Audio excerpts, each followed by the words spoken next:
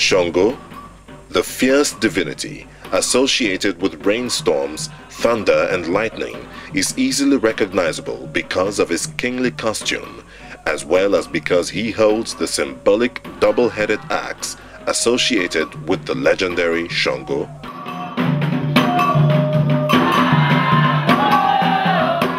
Yemoja, most beautiful of goddesses, wears a crown that dissimulates her features behind an amazing veil made of seashells.